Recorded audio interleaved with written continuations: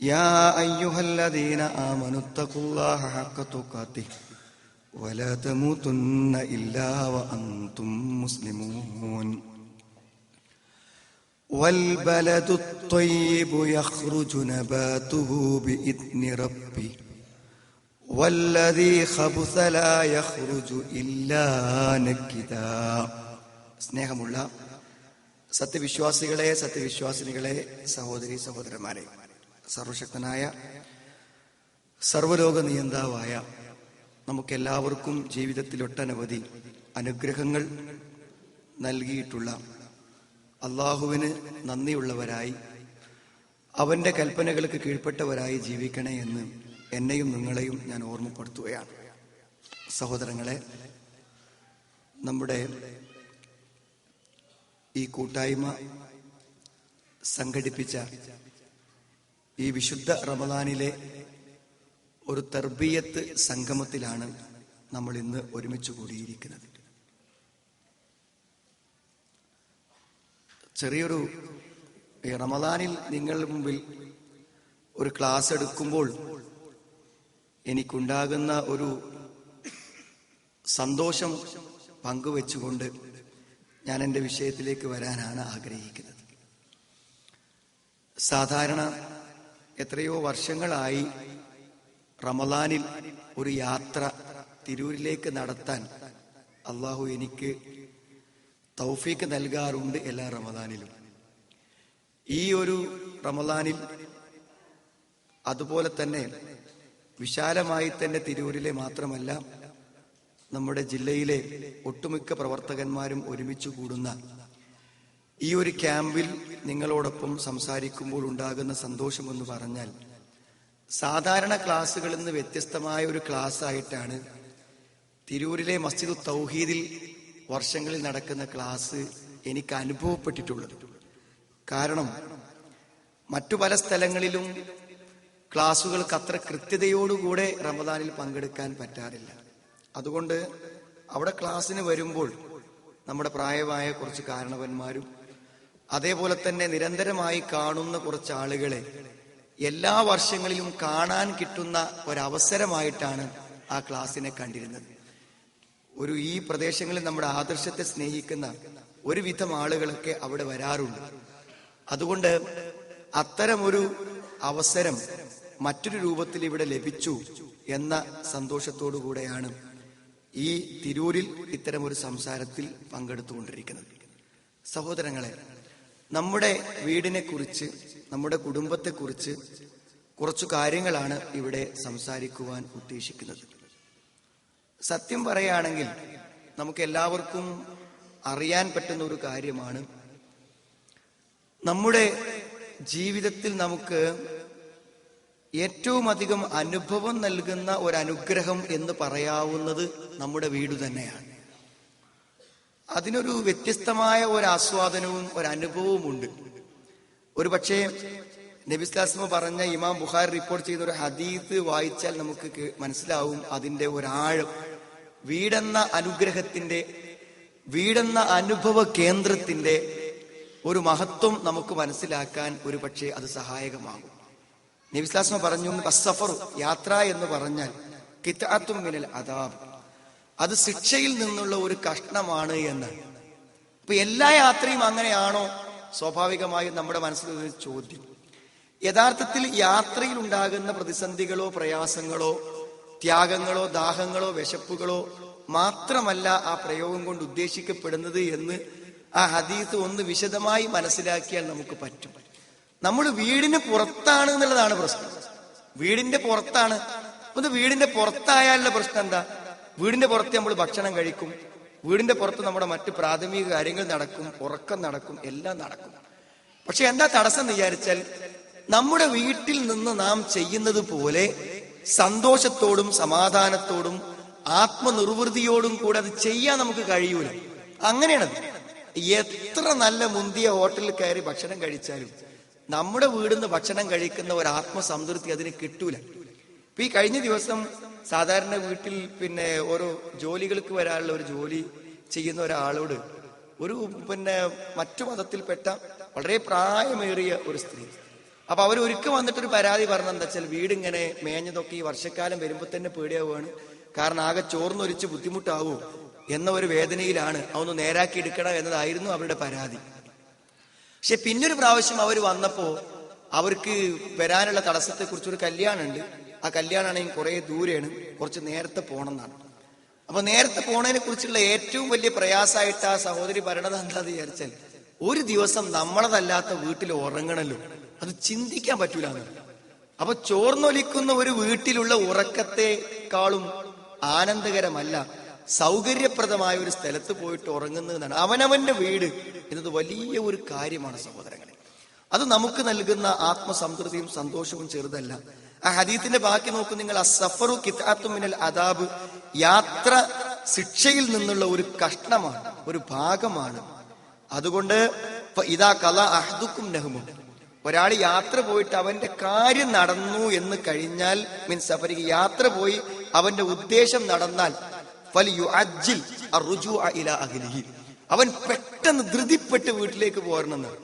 എന്തൊരു കാര്യത്തിനാണോ യാത്ര പോയത് അത് കഴിഞ്ഞാൽ എത്രയും പെട്ടെന്ന് വീട്ടിലേക്ക് മടങ്ങിക്കൊള്ളണം. അപ്പൊ സത്യത്തിൽ പറയുകയാണെങ്കിൽ നമുക്ക് മനസ്സിലാവുന്നത്, വീട്ടിന്റെ പുറത്താവുക എന്നത് മനുഷ്യനെ സംബന്ധിച്ചിടത്തോളം വളരെ പ്രയാസവും അസ്വസ്ഥവുമാണ്. അവന്റെ എല്ലാ കാര്യങ്ങളും, നമ്മുടെ വീട്ടിന്റെ ഒരു ബാത്റൂമിൽ നമ്മുടെ പ്രാഥമിക കർമ്മങ്ങൾ നിർവഹിക്കുന്ന ആത്മസംതൃപ്തി ലോകത്തെ എത്ര സൗകര്യമുള്ള ഒരു ബാത്റൂമിൽ കയറിയാലും കിട്ടൂല എന്നാണ് ആ പറയുന്നതിന്റെ കാര്യം. അപ്പോൾ നമ്മുടെ വീട് എന്ന് പറയുന്നത് സത്യത്തിൽ നമ്മളൊക്കെ വിട്ടുപോയിട്ടുണ്ടെങ്കിലും വിശുദ്ധ ഖുർആനിൽ പറയുന്ന ഒരു ആയത്തിന്റെ വിശദീകരണമായിക്കൊണ്ട് ഇബ്നു കസീർ റഹ്മത്തുള്ളാഹി പറഞ്ഞൊരു വാക്ക് ഞാൻ നിങ്ങളോട് പറയുന്നതിനെ തികച്ചും സത്യപ്പെടുത്തുന്നതാണ്. വല്ലാഹു ജഅല ലക്കും മിൻ ബുയൂതികും സകന, അല്ലാഹു നിങ്ങൾക്കും നിങ്ങളുടെ വീടുകളെ ശാന്തിയുടെയും സമാധാനത്തിന്റെയും താവളങ്ങളാക്കി തന്നു. നമുക്ക് ജീവിത സമാധാനം അനുഭവിക്കാൻ അല്ലാഹു നിശ്ചയിച്ച ഒരു സ്ഥലമാണ് സഹോദരങ്ങളെ വീട്. ഞാനിത് സംസാരിച്ചു കൊണ്ടിരിക്കുമ്പോൾ വീട്ടിലേക്ക് പോകുന്നതോ വീട്ടിൽ കുറച്ചധിക സമയം തങ്ങുന്നതോ എന്തെങ്കിലും നിലക്ക് നിങ്ങൾക്ക് കുടുംബപരമായ പ്രശ്നങ്ങളെ കൊണ്ടോ ഭാര്യയുമായുള്ള സംഘർഷങ്ങളെ കൊണ്ടോ മക്കളിൽ നിന്നുള്ള ഉപദ്രവങ്ങളെ കൊണ്ടോ നിങ്ങൾക്ക് ആർക്കെങ്കിലും വീട്ടിൽ കുറച്ചധിക സമയം തങ്ങുന്നതും വീട്ടിൽ പോകുന്നതും ബുദ്ധിമുട്ടായിട്ട് ആരെങ്കിലും ഈ സദസ്സിൽ ഇരിക്കുന്നുവെങ്കിൽ ഞാൻ വളരെ വിഷമത്തോടുകൂടെ ഞാൻ അവരോട് പറയുന്നു, ജീവിതത്തിലെ ഏറ്റവും വലിയ സമാധാന ജീവിതം നഷ്ടപ്പെട്ടവരാണ് സഹോദരങ്ങളെ അത്തരം ആളുകൾ. നാം അതിലേക്ക് തിരിച്ചു വരുന്നതിനെ കുറിച്ചാണ് ഈ ഹ്രസ്വമായ എന്റെ സംസാരത്തിന്റെ ചർച്ച. നമ്മളൊരു സാധാരണ സംഗതികളൊക്കെ കേൾക്കുന്ന പോലെ ലാഘവത്തോടെ കേട്ടുകൂടാ എന്നാണ് ഈ വിഷയത്തെ ഞാൻ മനസ്സിലാക്കിയെന്ന് പറയുമ്പോൾ അല്ലാഹു വിശുദ്ധ ഖുർആൻ പറയണം, വീട് നിങ്ങൾക്ക് തന്നത് സമാധാനമായി വിശ്രമിക്കാൻ ഒരു താവളമായിട്ടാണ്. അതേപോലെ തന്നെ നിങ്ങൾക്ക് നാൽക്കാലികളുടെ തൊലികളിൽ നിന്നും നിങ്ങൾക്ക് അള്ളാഹു ഏർപ്പെടുത്തി തന്നു ബുയൂത്തൻ, വീടുകളെ തസ്തഹിഫൂനഹ, നിങ്ങൾക്ക് ഉപയോഗപ്പെടുത്താൻ. യൗമ ലഅനിക്കും, നിങ്ങൾ യാത്ര പോകുമ്പോൾ നിങ്ങൾക്ക് ആ തോൽ ഉപയോഗിച്ചുകൊണ്ട് നിങ്ങൾക്ക് എന്ത് ചെയ്യാൻ പറ്റും, താവളങ്ങൾ ഒരുക്കാൻ പറ്റും. വയൗമ ഇഖാമത്തിക്കും, നിങ്ങളൊരു സ്ഥലത്ത് അടങ്ങി തങ്ങുകയാണെങ്കിൽ അവിടെയും നിങ്ങൾക്കത് പറ്റും. വമിൻ അസ്വാഫിക വ ഔബാരിക വ അശ്ആരിക, ആടിന്റെയും അതേപോലെ തന്നെ ഒട്ടകത്തിന്റെയും ചെമ്മരി ആടിന്റെയൊക്കെ രോമങ്ങളിൽ നിന്ന് തൊലികളിൽ നിന്ന് നിങ്ങൾക്ക് താമസിക്കാൻ പറ്റുന്ന എല്ലാ വീട്ടുപകരണങ്ങളും അസാസൻ വ മതാഅൻ ഇലാഹി, വീട്ടുപകരണങ്ങളും എല്ലാം നല്ല വീട്ടുപകരണങ്ങളും വീടും തന്ന് നിങ്ങൾക്കൊരു സമാധാന ഗേഹം അള്ളാഹു ഒരുക്കി തന്നിരിക്കുകയാണ് എന്നാണ് ഇബ്നു കസീർ റഹ്മത്തുള്ളാഹി പറയുന്ന ഒരു വ്യാഖ്യാനത്തിൽ.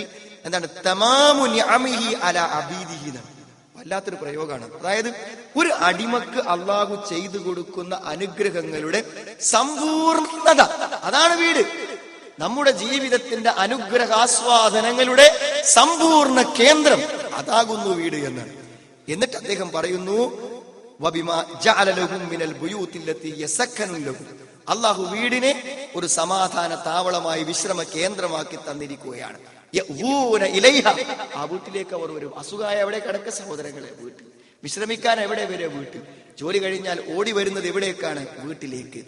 വയസ്തുറോൻ, അവരുടെ എല്ലാ ജീവിതത്തിന്റെയും സ്വകാര്യതകൾക്ക് ഒരു മറയാണ് ആ വീട്. വസ്ത്രം ഒന്ന് അഴിച്ചിട്ട് നമുക്കൊന്ന് വിശ്രമിക്കാനും സ്വതന്ത്രമായി മറ്റാരും എന്നെ കാണുന്നുവോ നിരീക്ഷിക്കുമോന്നുവോ എന്നൊന്നും ചിന്തിക്കാതെ സ്വതന്ത്രമായി വസ്ത്രമഴിച്ചൊന്ന് വിശ്രമിക്കാൻ ഒരു മറയാണ് അവർക്ക് വീട്. ജീവിതത്തിന്റെ എന്തെല്ലാം പ്രയോജനങ്ങളാണ് നമ്മുടെ വീടുമായി ബന്ധപ്പെട്ട് നടക്കുന്നത് എന്നാണ് ഇബ്നു കസീർ റഹ്മത്തുള്ളാഹി ഈ ആയത്തിന്റെ വ്യാഖ്യാനത്തിൽ ഓർമ്മപ്പെടുന്നത്. സഹോദരങ്ങളെ, ഞാനിത് പറഞ്ഞത് വീട് എല്ലാ അർത്ഥത്തിലും സന്തോഷത്തിന്റെയും സമാധാനത്തിന്റെയും കേന്ദ്രങ്ങളാകണം. അതിൽ യാതൊരു സംശയവും വേണ്ട. കുറച്ചും കൂടെ നിങ്ങൾക്ക് അതിന്റെ ഒരു വിശാലത കിട്ടാൻ ഞാൻ ഒരു കാര്യം കൂടെ പറയാം. നിങ്ങൾ വീടുമായി ബന്ധപ്പെട്ടിട്ടുള്ള ഹദീസുകളൊന്നും ഇങ്ങനെ പരിശോധിച്ച് നോക്കുന്നുണ്ടെങ്കിൽ അപ്പൊ എന്താ കാണുക? നിങ്ങൾ എല്ലാം പിശാചിൽ നിന്നൊരു സുരക്ഷ കിട്ടുവാനുള്ള വഴികളായിട്ടാണ് ആ പ്രാർത്ഥനകളൊക്കെ നിശ്ചയിച്ചു വെച്ചത്. ഈ പിശാചിന്റെ ഉപദ്രവങ്ങൾ എന്ന് പറഞ്ഞാൽ സഹോദരങ്ങളെ, അതിന്റെ ആഴം നിങ്ങൾക്ക് എല്ലാവർക്കും അറിയാൻ പറ്റും. ഒരു പക്ഷേ പിശാച് മനുഷ്യനുണ്ടാക്കുന്ന ഏറ്റവും വലിയ ഉപദ്രവങ്ങളെ കുറിച്ച് ഖുർആൻ പറഞ്ഞപ്പോൾ പറഞ്ഞൊരു കാര്യം, യുഫർരിഖു ബൈനൽ മർഇ വസൗജിഹി, ഭാര്യയും ഭർത്താവും തമ്മിലുള്ള ഒരു ഭിന്നിപ്പ്, ഒരു ശത്രുത, ഒരു ഐക്യമില്ലായ്മ, ഇതുണ്ടാക്കി കഴിഞ്ഞില്ല സഹോദരങ്ങളെ. കല്യാണം കഴിച്ചത് മുതൽ മരിച്ചു പിരിയുന്നത് വരെ ഒരു ഭാര്യയും ഭർത്താവും വീടിനുള്ളിൽ ഫൈറ്റിലാണെങ്കിൽ, യുദ്ധത്തിലാണെങ്കിൽ, സമരത്തിലാണെങ്കിൽ എന്താണ് ആ ജീവിതത്തിന്റെ അവസ്ഥ? നിങ്ങൾ ചിന്തിച്ചു നോക്കൂ. നിങ്ങൾ അയാൾക്ക് ഏതെങ്കിലും ജീവിതത്തിൽ സമാധാനം കിട്ടും? ഞാൻ പറഞ്ഞ പിശാച് ഇടപെടുന്നതെല്ലാം നമുക്ക് അവിടെ ഒരു ശാന്തമായ ഭക്ഷണം സാധ്യമല്ല, ഉറക്കം സാധ്യമല്ല, ഒരു ശാന്തമായ ഒരു നിദ്ര പോലും സാധ്യമല്ല. അതുകൊണ്ട് ആ ഹദീസുകൾ പരിശോധിക്കുമ്പോൾ തന്നെ നമുക്ക് കാണാൻ പറ്റുന്ന കാര്യങ്ങൾ എന്താന്ന് വിചാരിച്ചാൽ അതുമായി ബന്ധപ്പെട്ട എല്ലാ സംഗതികളിലും ആ പിശാചിൽ നിന്നുള്ള രക്ഷയെ കുറിച്ചാണ്. സൂറത്തുൽ ബഖറ ഓതുന്നതിനെ കുറിച്ച് നമുക്കൊക്കെ പരിചയമുള്ള ഹദീസാണ്. ഇന്ന ശൈത്താൻ യംഫിറു മിനൽ ബൈത്തില്ലദീ തുഖറഉ ഫീഹി സൂറത്തുൽ ബഖറ. സൂറത്തുൽ ബഖറ ഓതപ്പെടുന്ന വീടുകളിൽ നിന്നും പിശാച് ഓടി അകലുന്നു. ഇതൊക്കെ കേൾക്കുമ്പോൾ നമ്മൾ മനസ്സിലാക്കേണ്ട എന്താ? നിങ്ങൾ പിശാച് നമ്മുടെ വീടിൽ സ്ഥാനം പിടിച്ചാൽ സഹോദരങ്ങളെ, നമ്മുടെ ജീവിതത്തിന്റെ ഏറ്റവും വലിയ സന്തോഷ കേന്ദ്രം ഏതാണെന്ന് ശൈത്താന് മനസ്സിലായിട്ട്, താമസിക്കണ നമുക്ക് തിരിച്ചറിഞ്ഞിട്ടില്ലെങ്കിലും ശൈത്താന് മനസ്സിലായി. അതുകൊണ്ട് പിശാച് എങ്ങനെ സ്വസ്ഥതല്ലാതാക്കാൻ പറ്റും എന്നതിനുള്ള എല്ലാ ശ്രമങ്ങളും വീട്ടിലാണ് നടത്തുന്നത്. അപ്പൊ ഇതൊന്നും ഈസിയായും തമാശയായും നമ്മൾ കാണാൻ പറ്റൂല. നമ്മൾ എന്ത് ചെയ്യണം? ഇതൊക്കെ ഗൗരവപരമായി നിങ്ങൾ വീടുമായി ബന്ധപ്പെട്ട് നോക്കൂ. നിങ്ങൾ ഏത് ഹദീസുകൾ പരിശോധിക്കുമ്പോൾ നമുക്കത് കാണാൻ പറ്റും. വീട്ടിലേക്ക് കയറുന്ന സമയത്ത് പറഞ്ഞു, ഇദാ ദഖല അർറജുലു ബൈതഹു, ഒരു മനുഷ്യൻ വീട്ടിലേക്ക് കയറി വരികയാണെങ്കിൽ അള്ളാഹുവിനെ സ്മരിച്ചുകൊണ്ട് അവൻ വീട്ടിലേക്ക് കയറി വന്നാൽ, ഹീന യദ്ഖുൽ, അവൻ വീട്ടിൽ പ്രവേശിക്കുന്ന സമയത്ത് അള്ളാഹിനെ സ്മരിച്ചിട്ടാണ് വരുന്നതെങ്കിൽ, ഹീന യത്അം, അവൻ ഭക്ഷണം കഴിക്കുമ്പോഴും, കാല ശൈത്താൻ, പിശാച് പറയും, ലാ മബീത വലാ അശാ, അവനിവിടെ താമസ സ്ഥലമില്ല, അവന് രാത്രി ഭക്ഷണമില്ല. പിശാചിനെ രാത്രി ഭക്ഷണം അവിടെ അല്ല എന്ന് പറയും. കാരണം സഹോദരങ്ങളെ, അള്ളാഹുവിന്റെ ദിക്റുകളിൽ നിന്ന് അന്യമാകുമ്പോൾ അവിടെ പിശാച് വരും. ഇതിനെ ശൈത്താൻ വീട്ടിൽ തന്നെ വരുന്ന സഹോദരങ്ങളെ, നമ്മൾ ആലോചിക്കണം, ചിന്തിക്കണം. ഈ വചനങ്ങളൊന്നും നമ്മൾ നിസ്സാരമായി കാണാൻ പറ്റൂല.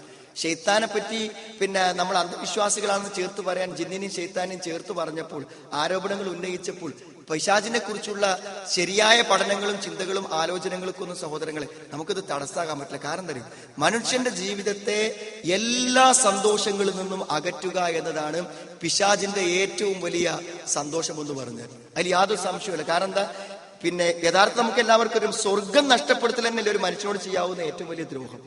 അതിൽ കമാ അഖ്റജ അബവൈക്കും മിനൽ ജന്ന, നിങ്ങളുടെ പിതാവിനെ മാതാപിതാക്കൾ സ്വർഗത്തുനിന്ന് പുറത്താക്കിയത് പോലെ എന്താക്കാതിരിക്കട്ടെ, നിങ്ങളെയും അവൻ പുറത്താക്കാതിരിക്കട്ടെ എന്നാണ്. പിശാചിന്റെ ഏറ്റവും വലിയ ശ്രമങ്ങൾ മനുഷ്യന്റെ എല്ലാ അനുകൂലാവസ്ഥകളും ഇല്ലാതിരിക്കാനാണ്. ഒരു പക്ഷെ നമുക്ക് ആ തോന്നുന്ന ഭീരുത്വങ്ങൾ, ക്ഷീണം, അസ്വസ്ഥത, രോഗങ്ങളിൽ പല കാര്യങ്ങളും, ഇതിനൊക്കെ പൈശാചികതയുമായി ബന്ധമുണ്ട്. അപ്പോൾ പിശാചിൽ നിന്നും മുക്തമായ ഒരു ജീവിതാവസ്ഥ നമ്മുടെ കുടുംബത്തിലും വീട്ടിലും വരുത്തുക എന്നുള്ളതിന് വളരെ പ്രസക്തിയുണ്ട്. അപ്പൊ അതുകൊണ്ട് നമ്മളൊരു ശരിയായ ഇസ്ലാമിലേക്കും ദീനിലേക്കും മനസ്സമാധാനത്തിലേക്കും വരാൻ ആഗ്രഹിക്കുകയാണെങ്കിൽ സുഹൃത്തുക്കളെ, നമ്മൾ ചിന്തിച്ചു തുടങ്ങണം നമ്മുടെ വീടിനെ കുറിച്ച്.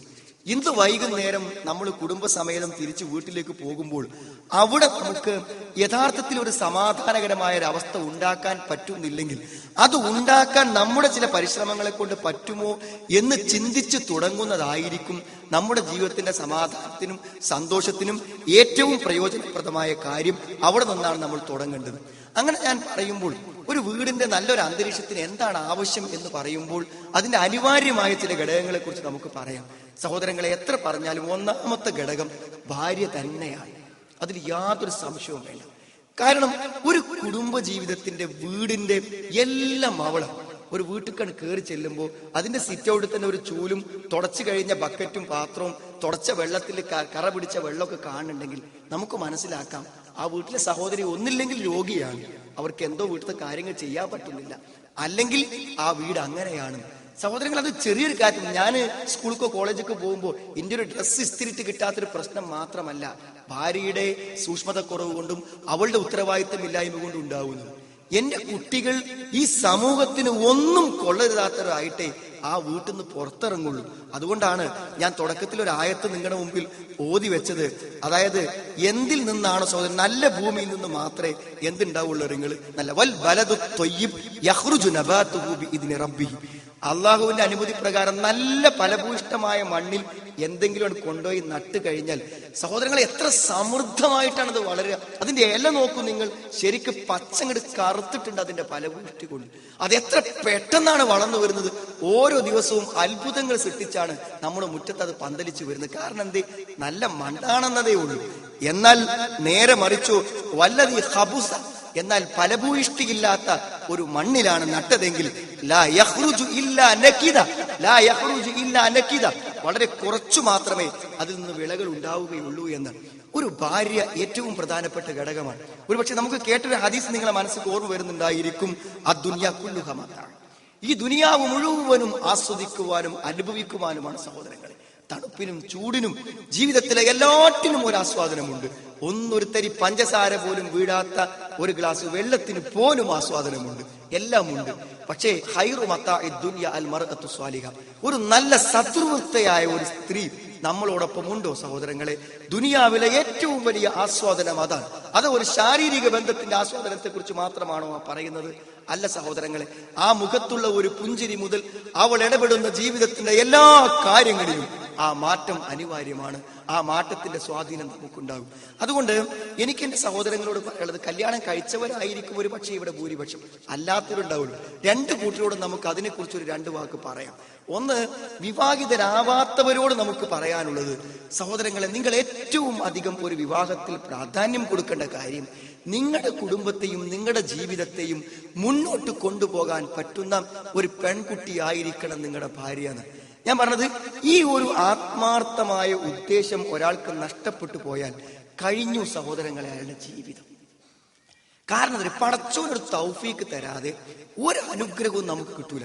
ഭാര്യ നല്ലവളായി വരിക എന്നുള്ളത് സഹോദരങ്ങൾ അള്ളാന്റെ വലിയൊരു അനുഗ്രഹമാണ്. അല്ലെങ്കിൽ അള്ളാഹു നമുക്ക് പരലോകത്ത് പ്രതിഫലം തരാൻ വേണ്ടി തരുന്ന വലിയൊരു പരീക്ഷണമായിട്ട് നമ്മളതിനെ കാണേണ്ടി വരും. അള്ളാഹു നമുക്ക് തരുന്ന വലിയൊരു അനുഗ്രഹം. അത് കിട്ടണമെങ്കിൽ എന്തുവാണെന്ന് നിങ്ങൾ ജീവിതത്തിന് മുഴുവനും ഇഹലോകത്തും പരലോകത്തും ഇണയായിത്തീരേണ്ട ഒരു സ്ത്രീയെ അന്വേഷിക്കുമ്പോൾ സഹോദരങ്ങളെ, വളരെ വില കുറഞ്ഞ ചില ലക്ഷ്യങ്ങൾ മനസ്സിൽ കാണുന്നവർക്ക് അത് സാധ്യമാകില്ല സഹോദരങ്ങൾ, സാധ്യമാകില്ല. എന്താ? അവൾക്ക് കിട്ടുന്ന ചെറിയൊരു ശമ്പളം, ആ ശമ്പളം കിട്ടുകയാണെങ്കിൽ ജീവിതം നടന്നു പോകാലോ എന്ന് വിചാരിച്ചാൽ അതൊക്കെ ഉണ്ടാവുകയാണെങ്കിൽ ഉണ്ടായിക്കോട്ടെ സഹോദരങ്ങളെ. അതിനു വേണ്ടി നടത്താൻ പറ്റിയതാണോ? നമ്മുടെ ജീവിതത്തിൽ വരുമാനം കിട്ടാൻ 100 കച്ചവടം നമുക്ക് തുടങ്ങിക്കൂടെ സഹോദരങ്ങളെ? 100 കച്ചവടം ഒന്നുമില്ല. നാല് ചെടികൾ കൊമ്പ് മുറിച്ച് ഒരു ചെറിയ ബാസ്ക്കറ്റിലോ ചെറിയൊരു പ്ലാസ്റ്റിക്കിന്റെ കൊട്ടയിലോ വെച്ചാൽ 250-നും 300-നും വിട്ടുപോകാൻ പറ്റും സഹോദരങ്ങളെ. പൈസ ഉണ്ടാക്കാൻ എന്താ ഹലാലായി എന്തൊക്കെ മാർഗമുണ്ട്. ഒരു നമ്മുടെ കുടുംബങ്ങൾക്കും നമ്മുടെ ജീവിതത്തിനും അത്താണിയാവേണ്ട, കുടുംബത്തിന് വീടിന് അൽ മർഅത്തു റായിയത്തുൻ ഫീ സൗജിക, വീടിന് മുഴുവൻ നായികയാകേണ്ട ഒരു പെണ്ണിനെ കൊണ്ടുവരുന്നത് അവളിങ്ങനെ പുറത്തിറങ്ങി സാരിയും ചുറ്റി പോയിട്ട് കിട്ടുന്ന ശമ്പളത്തിന് വേണ്ടി എന്ന വില കുറഞ്ഞ ഉദ്ദേശം വെച്ച് കല്യാണം കഴിച്ചാൽ അയാൾക്ക് എന്താ സഹോദരങ്ങളെ കിട്ടുക? അത് മാത്രമേ കിട്ടുള്ളൂ. അതുകൊണ്ടല്ലോ പ്രയോജനം ഉണ്ടാവും. മനസ്സിലായി? എനിക്ക് പാർട്ടീസൊരു അനുഭവം ഉണ്ട്. എന്താ വെച്ചാൽ രണ്ടാളുകൾ ജ്യേഷ്ഠനും അനുജനും വന്നിരിക്കുകയാണ്. എന്തിനാ വന്നത് വെച്ചാൽ അനുജന് മാനസിക അസ്വസ്ഥതയാണ്, അതുകൊണ്ട് അവനെ ഒന്ന് സംസാരിക്കുന്നതാണ് കൂടുന്നതാണ്. അതിന് അവനോട് പറഞ്ഞത് എന്താന്ന് വിചാരിച്ചാൽ ജ്യേഷ്ഠന് സുഖമല്ല, അതുകൊണ്ട് ജ്യേഷ്ഠൻ ഇന്നെ ഒന്ന് കൊണ്ടോണെന്ന് പറഞ്ഞു കാട്ടാണ് ജ്യേഷ്ഠൻ അനുജനെ കൂടുന്നിരിക്കുന്നത്. അങ്ങനെയുള്ള സാധാരണ വന്നപ്പോ ഞാൻ ആ കൺഫ്യൂഷനായി ആർക്കാണ്. രണ്ടാളും അനുജൻ പറയുന്നു ജ്യേഷ്ഠനാണെന്ന്, ജ്യേഷ്ഠൻ പറയുന്നു അനുജനാണ്. അപ്പൊ ഞാൻ സംസാരിച്ച് നോക്കുമ്പോൾ എനിക്ക് ഏറ്റവും തോന്നുന്നത് എന്താ വെച്ചാൽ കൊണ്ടുവന്ന ജ്യേഷ്ഠനോടാണ് കൂടുതൽ പറയുന്നത്. രണ്ടാക്കും പ്രശ്നമില്ല എന്നാണ് എന്റെ നിഗമനം. ഞാൻ അത്ര വലിയ ആളൊന്നല്ലാത്ത എനിക്ക് എന്റെ നിഗമന പ്രകാരം അങ്ങനെ. ഏതായിരുന്നാലും അനുജൻ കുറച്ചൊരു സെലഫി ആദർശമൊക്കെ നന്നായി സ്വീകരിച്ച് പ്രാക്ടീസ് ചെയ്യുന്ന ആളാണ്. അത് ജ്യേഷ്ഠന്മാർക്ക് അത്ര മനസ്സ് കയറാത്തതുകൊണ്ട് അവർക്ക് അനുജന്റെ കാട്ടിക്കൂട്ടിലൊക്കെ ഒരു ഭ്രാന്തായിട്ട് തോന്നുന്നു. ലോൺ എടുക്കാൻ പറഞ്ഞാൽ ലോൺ എടുക്കൂല. അതേപോലെ തന്നെ എന്താ വെച്ചാൽ അതേപോലെ തന്നെ ഭാര്യന്റെ ഡ്രസ്സിൽ ഒരു ചെറിയ അഡ്ജസ്റ്റ്മെന്റ് വേണമെന്നുണ്ട്, അത് സമ്മതിക്കൂല. എന്തെങ്കിലുമൊക്കെ ചെറിയ ഇസ്ലാമിന് വിരുദ്ധമായ കാര്യം പറഞ്ഞാൽ അംഗീകരിക്കൂല. എന്നാൽ ജ്യേഷ്ഠന്മാരൊക്കെ ആണെങ്കിൽ സ്ഥിരമായി പൈസയും ലോണും പരിപാടിയൊക്കെ ആയിട്ട് ജീവിതം ഒരു വിലക്കും എത്താത്ത ആളുകളാണ്. പക്ഷെ ആ കൂട്ടത്തിൽ ഒരു കുടുംബത്തിന്റെ അവസ്ഥ എന്ന് പറഞ്ഞാൽ ഞാൻ മനസ്സിലാക്കിയില്ല. ആരെ കുടുംബം എന്ന് ഞാൻ പറയണില്ല, സ്വാഭാവികമായിട്ട് ഒരാളുടെ കുടുംബത്തിന്റെ അവസ്ഥ എന്ന് പറഞ്ഞാൽ സഹോദരങ്ങളെ വല്ലാത്തൊരു കഷ്ടപ്പാട് നമ്മൾ കാണും. എന്ന് പറഞ്ഞാൽ അവന്റെ ജീവിതം അവൻ ഭാര്യക്കാണ് പണയം വെച്ചിരിക്കുകയാണ്. നമുക്ക് വിശ്വസിക്കും. എല്ലാം എന്ന് പറഞ്ഞാൽ അവന്റെ വൈഫ് ഹൗസിൽ ഉണ്ടായി കൊടുത്തൊരു വീട്ടിൽ താമസിക്കുന്നത് അല്ല പ്രശ്നം. എന്ന് പറഞ്ഞാൽ ആ വൈഫിന്റെ വീടും അവന്റെ അളിയന്മാരും ആളുകളുടെയൊക്കെ ഒരു ആളായിട്ട് അവർ കൊടുക്കുന്ന പോക്കറ്റ് മണി കൊണ്ട് ജീവിക്കുക, അവർ പെട്രോൾ അടിച്ചു കൊടുത്താൽ ആ കാറ് പോവുക. എന്താന്ന് വെച്ചാൽ ആ ജീവിതത്തിന്റെ ഒരു അവസ്ഥ നമ്മൾ ചിന്തിച്ചാൽ അത്ര ഭയാനകം. ഞാൻ പറഞ്ഞത്, ഒരു കുടുംബം എന്നത് നമ്മുടെ കൺട്രോളിൽ ശരിയായ അവസ്ഥയിൽ കൊണ്ടുപോകാൻ പറ്റുന്ന രൂപത്തിലുള്ള ഒരു ഇണപ്രധാനമാണ് സഹോദരങ്ങൾ. ചില ആൾക്കാർ ചൊറുക്ക് നോക്കുന്ന ആൾക്കാരാണ്. ഞാൻ പറഞ്ഞ സൗന്ദര്യം നോക്കുന്ന, പക്ഷെ സൗന്ദര്യമൊക്കെ സഹോദരങ്ങളെ എന്നും ഒരു വിനയാണ്, വേണ്ടാന്ന് പറയാനല്ല. കാരണം സൗന്ദര്യമുള്ളൊരു സ്ത്രീയെ സംബന്ധിച്ചിടത്തോളം ഞാനൊരു സുന്ദരിയാണ് എന്നൊരു ബോധം മനസ്സിൽ ഉണ്ടായാൽ തന്നെ ജീവിതത്തിൽ അതിനനുസരിച്ചുള്ള ഡ്രസ്സേ അവൾ ധരിക്കുള്ളൂ. എന്താണ് കൊടുത്താലും ഇത്രയും നല്ലൊരു സൗന്ദര്യം പുറത്ത് കാണിക്കാതെ ഇറങ്ങിപ്പോണതിനെ പറ്റി ചിന്തിക്കാനും ഉൾക്കൊള്ളാനും കുറെ സമയം വേണ്ടി വരും.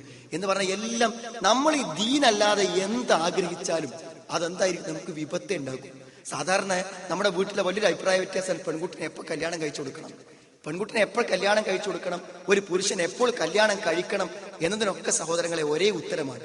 ഏതാണ് ആ ഉത്തരം എന്നറിയെങ്കിൽ ഞങ്ങൾ പെൺകുട്ടിയോട് പറയാൻ എന്താന്ന് വിചാരിച്ചാൽ, നിന്നെ എല്ലാ അർത്ഥത്തിലും നല്ല ദീനും നിന്റെ ഭൗതിക കാര്യങ്ങളൊക്കെ സംരക്ഷിക്കാൻ പറ്റിയ ഒരു ചെറുപ്പക്കാരൻ വന്നാൽ നീ എന്ത് ചെയ്യണം, വിവാഹത്തിന് തയ്യാറായിക്കൊള്ളണം.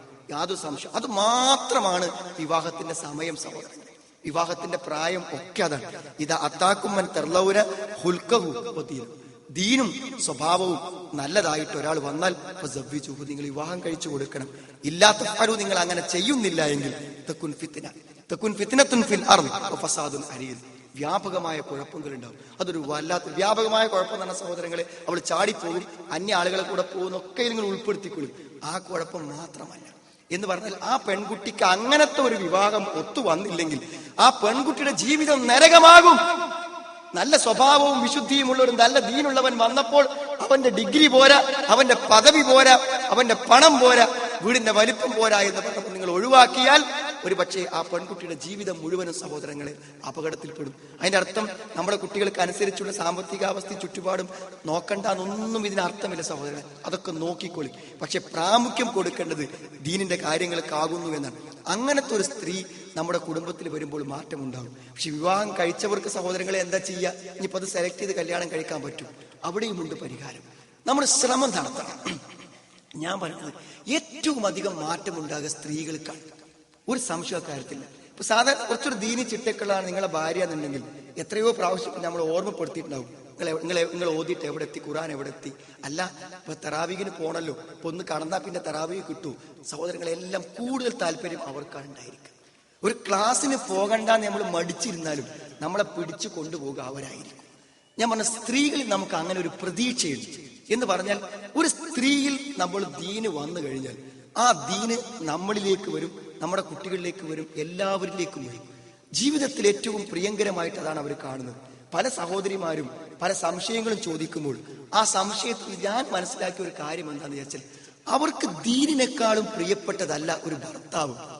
അത്രമാത്രം ചിന്തിക്കും. ഒരു ദീനി ജീവിതം കൊണ്ട് അവർക്ക് കിട്ടുന്ന സുഖവും സന്തോഷവും സുരക്ഷിതത്വവും അവരെന്താണ് തന്റെ ഭർത്താവിനേക്കാളും പ്രിയങ്കരമായി കാണുന്നു.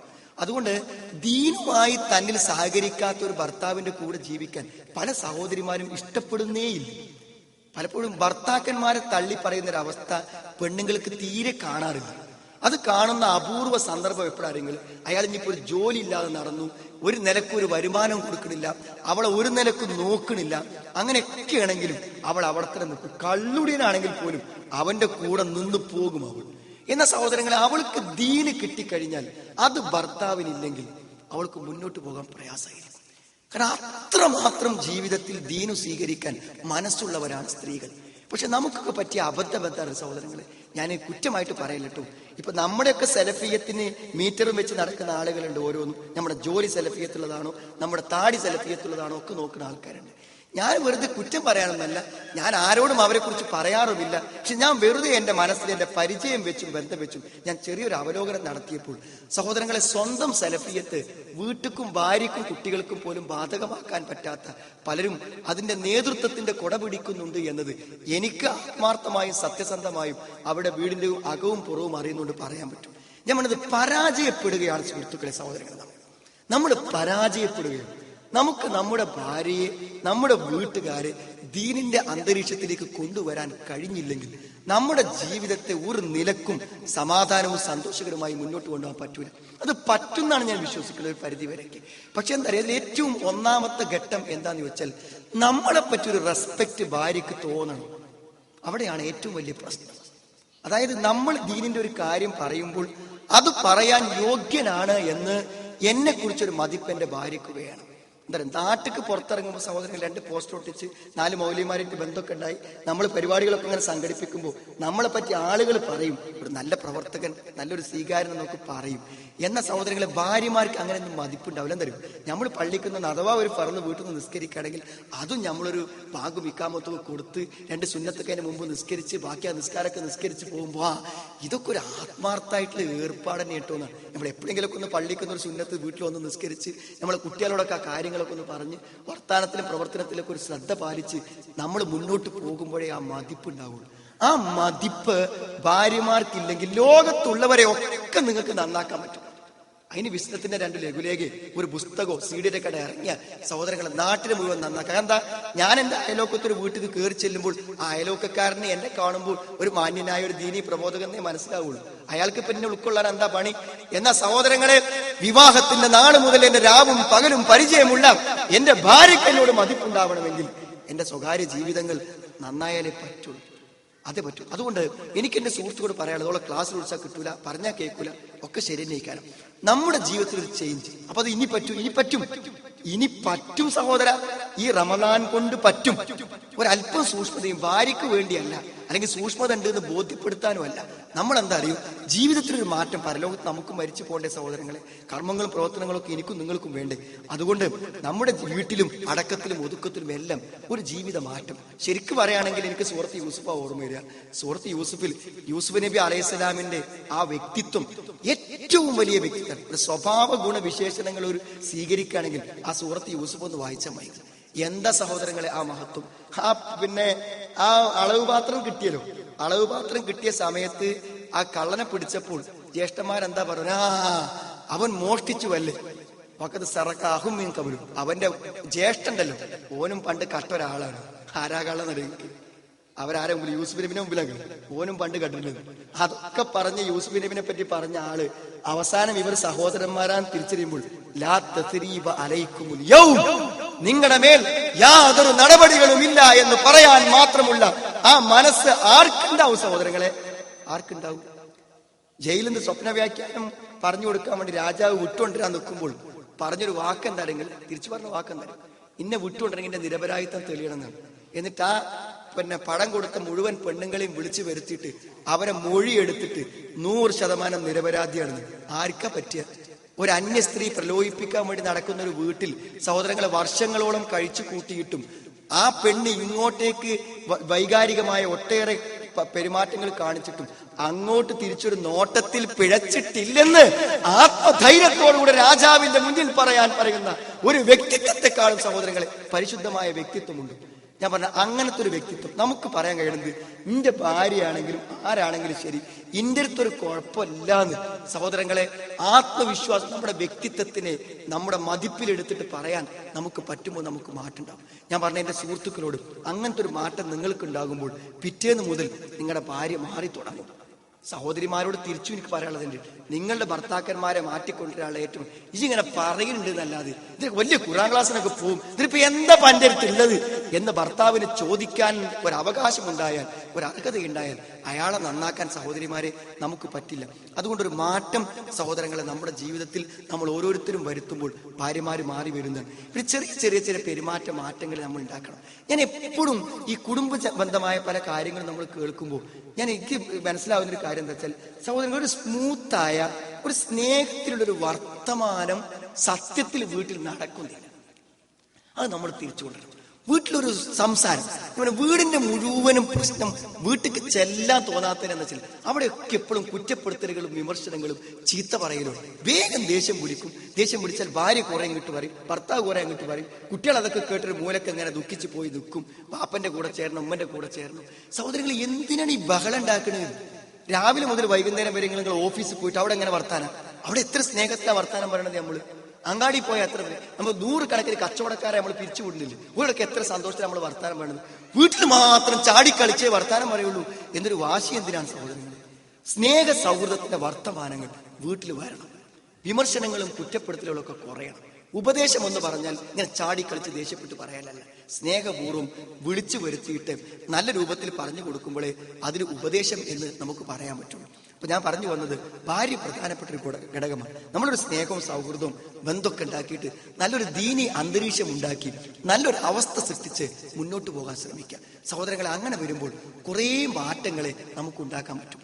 ഞാൻ നിങ്ങളോട് ചോദിക്കുകയാണ്, സാധാരണഗതിയിൽ ഇബ്നു മസ്ഊദ് റളിയല്ലാഹു അൻഹു പറഞ്ഞ ഒരു വാക്ക് വളരെ പ്രസക്തമാണ് സഹോദരങ്ങളെ. ആ വാക്കുമെന്ന് തുടങ്ങണം നമ്മുടെ വീടിന്റെ മാറ്റത്തിന്റെ തുടക്കം എന്നാണ്. അതായത് നിങ്ങളൊക്കെ ഒന്ന് ആലോചിച്ച് നോക്കുക. ഇപ്പൊ ഈ റമദാനുക്കും നമ്മുടെ ISM തന്ന ഹദീസുകൾ ഉണ്ടല്ലോ, നമ്മൾ പഠിപ്പിച്ചുകൊണ്ടിരിക്കുന്നു. അപ്പൊ ഇതിപ്പോ 2 പ്രാർത്ഥന വന്നു. ഒന്ന് സയ്യിദുൽ ഇസ്തിഗ്ഫാറിന്റെ പ്രാർത്ഥന വന്നു, ഒന്ന് വേറൊരു പ്രാർത്ഥനയും നമസ്കാരത്തിന്റെ ദുബുർ സ്വലാത്തിൽ ചെല്ലാനൊരു പ്രാർത്ഥനയും വന്നു. അപ്പൊ ഞാൻ അങ്ങനെ ആലോചിക്കും, തറാവീനെ കുറെ ആളുകൾ അപ്പൊ അതിങ്ങനെ പഠിപ്പിച്ചു കൊടുക്കുമ്പോൾ കുറെ ആളുകൾ, ഞാൻ അതന്നെ എന്റെ ഹാൻഡ് റൈറ്റിംഗിൽ എഴുതിയിട്ട് ഞാൻ നോട്ടീസ് ബോർഡിൽ ഇട്ടു. ആൾക്കാരത് എഴുതിയിരിക്കുന്നത് വെറുതെ മൊബൈലൊന്ന് ഫോട്ടോ എടുത്താൽ ആളുകൾക്ക് കൊണ്ടുപോയി പഠിക്കാലോ എന്ന് നിനക്ക്. പക്ഷെ ഞാൻ ചിന്തിക്കുന്നത് എന്താ വെച്ചാൽ, ആ പ്രാർത്ഥന ഒരാൾ പഠിച്ചു എന്ന് നിങ്ങൾ വിചാരിച്ചോളൂ. ഒരാൾ പഠിച്ചു എന്ന് വിചാരിച്ചോളൂ. നിങ്ങൾ ഒരാൾ കാണാതെ പഠിച്ചാൽ തന്നെ അയാൾ ഇങ്ങനെ കുറച്ച് ദിവസം ചെല്ലാൻ മറന്നാല് പിന്നെ അയാൾക്ക് രണ്ടാമത് പഠിക്കണം. അതങ്ങനെയാണ്. നേരെ മറിച്ച് ചെറുപ്പത്തിൽ നമ്മൾ പഠിച്ചിരുന്നുവെങ്കിൽ സുഹൃത്തുക്കളെ നമ്മൾ അറിയാതെ ചെല്ലിക്കൊണ്ടിരിക്കുക പ്രാർത്ഥന. ഞാൻ അങ്ങനെ ആലോചിക്കണം, ശരിക്കൊരു ദീനിയായ ഒരു വാപ്പയും ഉമ്മയും, ചില സ്കൂളുകളൊക്കെ അപ്പൊ അങ്ങനെ ചെയ്യുന്നുണ്ട്. കുട്ടികൾക്ക് റിലീജിയസ് നിലയ്ക്ക് കുറച്ച് പ്രാർത്ഥന പഠിപ്പിച്ചു കൊടുക്കുക, കുറച്ച് ശീലങ്ങളൊക്കെ പഠിപ്പിച്ചു കൊടുക്കുക, വലത്തെ കൈ കൊണ്ട് ഭക്ഷണം കഴിക്കാനും ഒക്കെ. അതൊക്കെ അവർ ആ കുട്ടികൾ ജീവിതകാലത്ത് ഒരിക്കലും ഒഴിവാക്കുക. അപ്പൊ ഞാൻ വെറുതെ പറയാണ്, ഒരു 8ാമത്തെ വയസ്സിൽ ഒരു 10 നന്മ എന്നെ എന്റെ മാതാപിതാക്കളോ ഗുരുനാഥന്മാരോ ശീലിപ്പിച്ചാൽ സഹോദരങ്ങളെ, ഞാൻ പിന്നെ ഒരു 70 കൊല്ലം ജീവിക്കുകയാണെങ്കിൽ ആ 70 കൊല്ലം ശീലമായി ആ നന്മ എന്റെ കൂടെ ഉണ്ടാകും. ഹാഫിദു അല അബ്നാഇക്കും ഫിസ്സലാ. നിസ്കാരത്തിന് പരിശീലനങ്ങൾ കുട്ടികൾക്ക് കൊടുക്കണം. നിസ്കാരം ശരിക്കും പെർഫെക്റ്റ് ആയിട്ട്, ആ സുജൂദ് എങ്ങനെ, റുക്കു എങ്ങനെ, നമുക്ക് വെറുതെ ഇങ്ങനെ ആ അത്തഹിയ്യാത്തിനോ ഇടയിൽ അത്തഹിയ്യാത്തിനോ ഒക്കെ ഇങ്ങനെ ഇരിക്കുമ്പോൾ നിങ്ങൾ ഓരോ കാല് വെച്ച് നോക്കിയാൽ മതി. ഒരു ചെറുപ്പത്തിൽ ശീലിച്ചൊരു വെപ്പണ് വെക്കും. അപ്പൊ മോൻ ഒരു കാലിങ്ങനെ ഒന്ന് കടത്തി വെച്ച് മറ്റേ ആ അപ്പണ് പഠിപ്പിച്ച എന്തൊക്കെയാണെന്ന് അറിയുന്നത്, അത് അപ്പ ആദ്യമായിട്ട് സുഹൃത്തുക്കൾ ഇത് ആരെ ചെയ്യ ആലോചിക്കുന്നത്, ആരെ ചെയ്യ. ആ കാല് മോനെ ഇങ്ങനെ വെച്ച് ഒന്നിങ്ങനെ നാട്ടി വെക്ക്, ഏതാനും മുതുകൊന്നിങ്ങനെ ആ ലെവലിക്കൊന്ന്, ആ റുക്കുവൊക്കെ പോകുമ്പോൾ ഒന്ന് ലെവലിക്ക് വെക്ക് എന്ന് പറഞ്ഞു കൊടുത്താൽ എത്ര നന്നാവും. സോ അത് ഭയങ്കര കാര്യം. നിസ്കാരത്തിലൊരു പരിശീലനങ്ങൾ കുട്ടികൾക്ക് കൊടുക്കണം. ഞാൻ പറയുന്നത്, നമ്മളൊക്കെ തീരുമാനിച്ചാൽ അടുത്ത തലമുറ റസൂലുള്ളാഹി സ്വല്ലല്ലാഹു അലൈഹി വസല്ലമയുടെ ആ ശരിക്കുള്ള നിസ്കാരം ഈ സമൂഹം കാണും. അല്ലാതെ നമ്മൾ എങ്ങനെ പഠിപ്പിച്ചാലും വലിയൊരു പരിധി. ഞാൻ അങ്ങനെ ആലോചിക്കും, എപ്പോഴെങ്കിലും ആൾക്കാരൊന്ന് ഇമാമത്ത് നിൽക്കുക പറഞ്ഞാൽ നേരെ സൂറത്തുൽ മുൽക്കാണ് എനിക്ക് വരിക. കാരണം അത് ഞാൻ ചെറുപ്പത്തിൽ പഠിച്ചാണ്. ആ സൂറത്തുൽ മുൽക്ക് എവിടുന്ന് ഓതാൻ പറ്റും. നേരത്തെ ബാക്കിയുള്ള ഭാഗങ്ങളൊക്കെ പഠിച്ചത് ഒരിക്കൊന്നും മനസ്സിൽ ഓതി വെക്കാതെ നമ്മൾ ഓതിയാൽ തെറ്റിപ്പോകും. ആ പഠനം ഭയങ്കര പഠനമാണ്. ആ ചെറുപ്പത്തിലെ ശീലം നമ്മളെ കുട്ടികൾക്ക് എന്തെങ്കിലും ചെയ്തു കൊടുത്തു. അബ്വിദൂഹുമുൽ ഖൈർ, നന്മകളെ നിങ്ങൾ അവരെ ശീലിപ്പിക്കണം. ഫഇന്നൽ ഖൈറ ആദ, ഫഇന്നൽ ഖൈറ ആദതു. എന്താണ്? ഖൈറുകൾ മുഴുവനും പതിവാണ്. ഒരു ശീലത്തിലൂടെ മാത്രമേ നമുക്ക് ഖൈറിനെ കൊണ്ടുവരാൻ പറ്റൂ. സഹോദരങ്ങൾ, അതാണ് ഇപ്പോഴും നമ്മൾ നോമ്പറക്കുമ്പോൾ നമ്മൾ നല്ല ആൾക്കാരും എന്ത് ചെയ്യും, പിടിക്കുമ്പോൾ ഇടത്തെ കൈ കൊണ്ട് പിടിക്കും. അതുകൊണ്ട് പറയുന്നത് വലത്തെ, അപ്പോൾ ഓർമ്മ വരും, ഭയങ്കര കുറ്റബോധമായിരിക്കും, വേഗം വലത്തെ കൈക്ക് മാറ്റി പിടിക്കും. സഹോദരങ്ങളെ, ചെറുപ്പത്തിൽ ഒരാൾ ശീലിപ്പിക്കാത്തതിന്റെ പ്രശ്നമാണത്.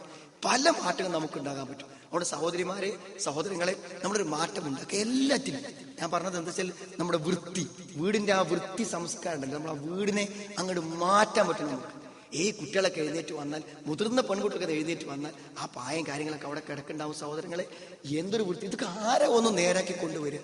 വാഷ് ബേസിനിലേക്കൊന്നും ചെല്ലാൻ പറ്റൂല. പാത്രങ്ങളൊക്കെ കഴുകാതെ. പടച്ച തമ്പുരാനെ, അടുത്തൊരു തലമുറയെ നമുക്ക് എന്താകും നമ്മൾ ആലോചിക്കുന്നുണ്ട്. അടുത്ത തലമുറ എന്താ നിങ്ങൾ ഒരു പെൺകുട്ടിയോട് ഈ അടുത്ത കാലത്ത് അവള് വീട്ടിലത്തെ കാര്യങ്ങളിലൊക്കെ ഒന്ന് ശ്രദ്ധിക്കണം എന്ന് ഉമ്മ പറഞ്ഞപ്പോ ഒന്നും ശ്രദ്ധിക്കുന്നില്ല. 10, 20, 22 വയസ്സായ പെൺകുട്ടിക്ക് ഒന്നിനും, ഉമ്മ പനി പിടിച്ച് കഷ്ടപ്പെട്ടാൽ പോലും അടുക്കളയ്ക്ക് അവളൊന്ന് ചെന്ന് നോക്കൂല. അപ്പോ അതൊക്കെ ഒന്ന് ശീലിക്കേണ്ട മോളെന്ന് ചോദിച്ചപ്പോ ആ കുട്ടി എന്താ പറഞ്ഞു, എനിക്ക് അതിന്റെ ആവശ്യം വരൂലെന്ന്. അപ്പൊ എന്താ ആവശ്യമില്ല, ഞാനൊരു പ്രൊഫഷണലായിട്ട് പഠിക്കുകയാണ്, ഞാൻ ജോലി ചെയ്യും, ശമ്പളം വാങ്ങും, വേലക്ക് ആളെ വെക്കുന്നു. സഹോദരങ്ങളെ, അടുത്തൊരു തലമുറയുടെ മനസ്സാണത്. ഞാൻ പറഞ്ഞ ഇപ്പോഴത്തെ പെണ്ണുങ്ങളൊക്കെ ഞാൻ കുറ്റപ്പെടുത്തല്ലോ, ഒരു ചെറിയ ശതമാനത്തിൽ ഉറങ്ങലെന്നെ സഹോദരങ്ങളെ പരിപാടി. എന്ന് ഉറങ്ങുക, കടന്നുറങ്ങുക, പ്രത്യേകിച്ച് ജോലിയൊന്നുമില്ലല്ലോ, എല്ലാം വേഗം തീരുകയാണ്. പണ്ടത്തെ കാലത്തൊന്ന് അലക്കണമെങ്കിൽ എന്താ പണി? ഇപ്പൊ അര മെഷീനിൽ ഇടുക, കുറച്ച് സോപ്പും പൊടി ഇടുക, അപ്പൊ വെള്ളമൊക്കെ മെഷീനെ കണക്കായിക്കോളും, ഉണക്കി പുറത്തേക്ക് വരും. എവിടേക്ക് പോകണമെന്ന് എനിക്കറിയില്ല കേട്ടോ. ഒരു കാര്യത്തിനും ഒരു സംഗതി ഇല്ലാതെ മുന്നോട്ട് പോകും. പിന്നെ കൂടെ ജീവിക്കുന്ന ഭർത്താക്കന്മാരൊക്കെ എല്ലാ അഡ്ജസ്റ്റ്മെന്റിനും തയ്യാറാണ്.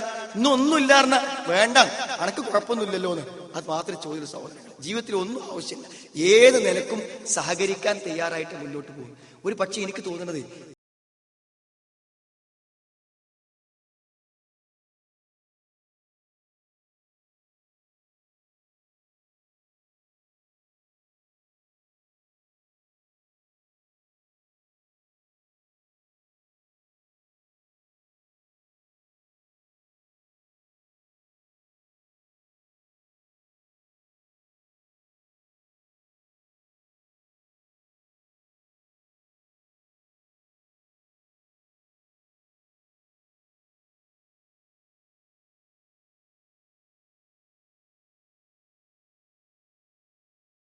കുറിച്ചൊക്കെ നമ്മുടെ സഹോദരിമാരുടെ സങ്കല്പം എന്താ വെച്ചാൽ അത് ഉണങ്ങിയ പിന്നെ നജസാണോ അല്ലല്ലോ.